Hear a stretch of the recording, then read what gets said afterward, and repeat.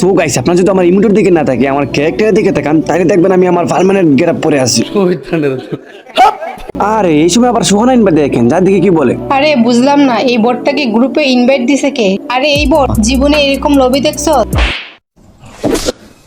কি রে ভাই, গ্রুপে ইনভাইট দিয়ে আবার বলতেছে আমি বট, আমি নাকি এরকম লবি দেখি নাই, আবার কিক মেরে দিল। কাহিনীটা কি? আবার ইনভাইট দিছে। আরে বুঝলাম না, এই বট শটকে গ্রুপে বারবার ইনভাইট দেয় কে? আরে এই বট, এই দেখ আমার কাছে M4 ম্যাক, MP40 ম্যাক, জীবনে দেখছে তো এগুলো? তোর তো বাপের জন্য এরকম লবিতে যাস নেই, যা ভাগ এই জায়গা থেকে। गजब बेइज्जती है।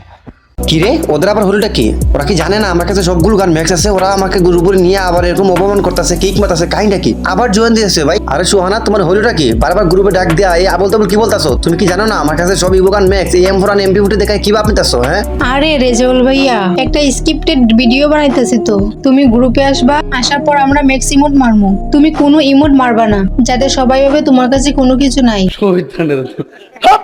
তারপর আমরা কালেকশন ভার্সেসে জিতে যাব, আর সবাই ভাববে আমরা কালেকশন ভার্সেস কি। আরে আমার কাছে তো M4 আর MP40 সবগুলো ম্যাক্স আছে, তাহলে আমি মারবো না কেন? আর তোমরা কি বলতাছো এগুলো? হ্যাঁ আরে ভাইয়া, এরকম ভিডিও বানাইলে তো অনেক ভিউ আসে। যাই হোক, আমার কাছে ইমোট আছে, আমি ওইগুলো মারবো। আমি কেন শুধু শুধু বলবো আমার কাছে ইমোট গুলো নাই? আমার কাছে আছে, আমি মারবোই। আরে ভাই, একটা স্ক্রিপ্টেড ভিডিও বানাইতেছিলাম, তাও তুমি হইতে দিলা না, তাইলে আমরা ভিউ কমাবো কিভাবে? দেখ